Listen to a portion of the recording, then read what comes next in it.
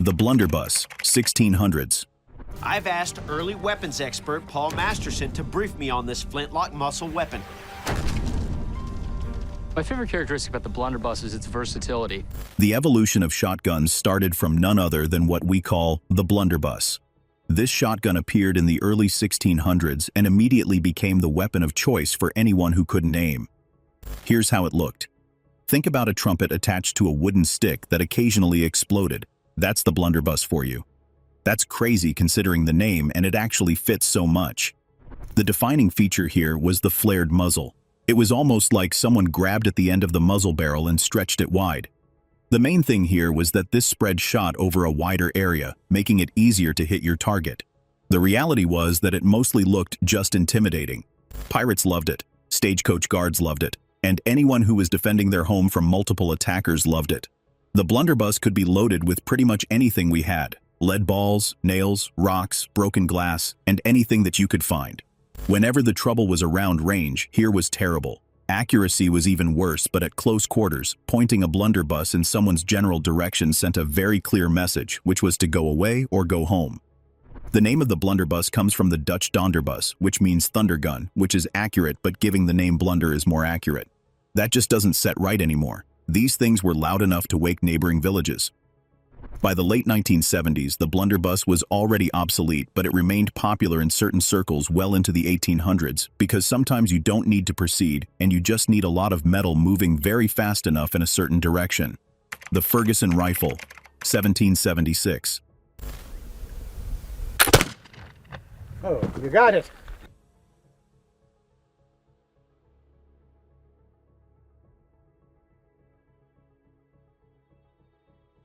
The Ferguson rifle is technically not a shotgun, but it introduced the breech-loading technology that would later revolutionize the shotgun design. We had British officer Patrick Ferguson, who invented this rifle that loaded from the breech, meaning rear instead of the muzzle, which was from the front. This means that reloading was faster, much faster. A skilled shooter would shoot 6 to 7 rounds per minute compared to 2 to 3 with the standard musket. Ferguson demonstrated that his rifle was superior, and when he showed it to King George III in 1776 by hitting a target 200 yards away at 4 shots per minute in the rain, he was impressed. The British military response: "Neat trick, we'll stick with muskets." Only about 100 rifles were ever made. Ferguson himself was killed at the Battle of Kings Mountain in 1780, and the rifle design died with him for decades.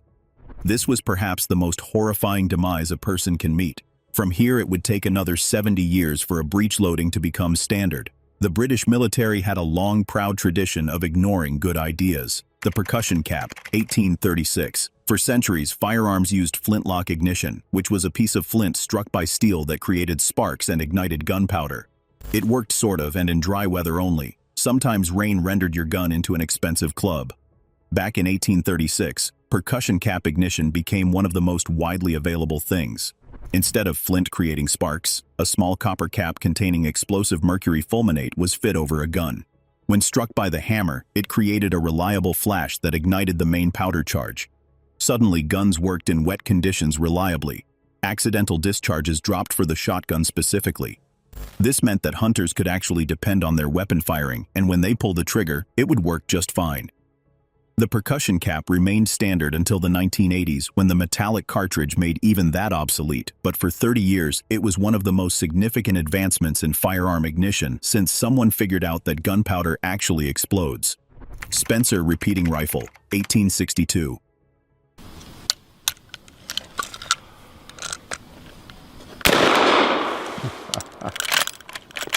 Next we have the Spencer Repeating Rifle. Again, this is technically a rifle, but Christopher Spencer's lever-action design introduced a mechanism that would later be adapted into shotguns. Spencer used a tubular magazine in the buttstock holding 7 rounds. You can work the lever, eject the Spencer cartridge, and enter the chamber with a fresh round and repeat until empty. Union cavalry during the American Civil War loved it a lot. Confederate soldiers facing it did not really love it that much. One Spencer could deliver the firepower of 7 single-shot rifles, and in practical terms, one soldier could do the work of 7. The President Abraham Lincoln personally tested a Spencer rifle on the White House lawn in 1863. He hit the target and ordered more guns. After the war, lever-action technologies spread to other firearms, including shotguns. This mechanism proved ideal for tubular magazines, which is a design that still remains common in shotguns today. 1887 Winchester Model. John Browning designed the Winchester Model 1887, which was the first successful lever-action shotgun. It had 5 rounds in a tubular magazine. If you look at the lever chamber, a fresh shell and the same action that worked for the rifle now worked for the shotguns. Cowboys love this one so much, or at least we see this in every single Hollywood Wild West movie. The problem? Lever-action shotguns are quite awkward. The lever requires dropping your firing grip to cycle the action, compared to pump-action designs that came later. It was just slow and clunky. The Model 1887 remained in production until 1901. Then it was replaced by the Model 1901, but both were solid designs and never actually achieved the popularity of pump-action shotguns that were simultaneously entering the market. Still, the Model 1887 holds a special place in firearms history and in action movies. We saw this gun in Terminator 2, debuting with Arnold Schwarzenegger, who made it quite famous with his one-handed lever flip. This looks cool, but you would absolutely destroy your hand in real life. Winchester did another crazy thing after the reveal of 1887 Winchester. But before we reveal that, subscribe to the channel and ring the bell icon because you won't believe what's coming next in the evolution of shotguns. Winchester Model 1893.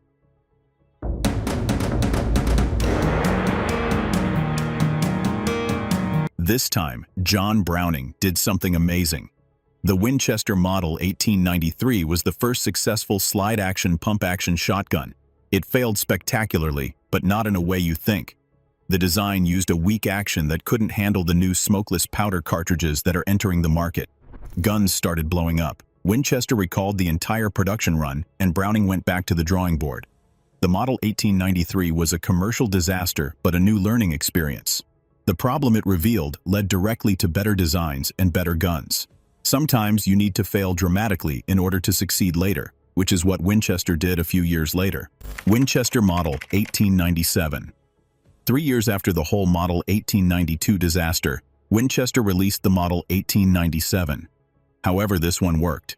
The Model 1897 used an external hammer and a strong action that could safely handle smokeless powder. It held 5 rounds in a tubular magazine, pumped the floor, ejected the spent shell, and chambered a fresh one. It became quite popular. Over 1 million Winchester Model 1897s were produced, and the design remained so popular that it went for 60 years straight due to the revival of this American soldier who carried it in World War I. When it found the nickname the trench gun, the Model 1897 was so effective in close-quarter trench warfare that Germany formally protested, calling it inhumane. Germany's protest is hilarious in hindsight because they are simultaneously using poison gas, flamethrowers, and even sawback bayonets, but apparently short guns were closing the line. The Model 1897 had one unique feature, which was slam fire. If you held the trigger down and worked the pump, it would fire every time the action closed. This allowed experienced shooters to empty all their guns in just under 2 seconds. Modern shotguns don't do this anymore because it was dangerous, but it was the most effective design ever. Browning Auto 5.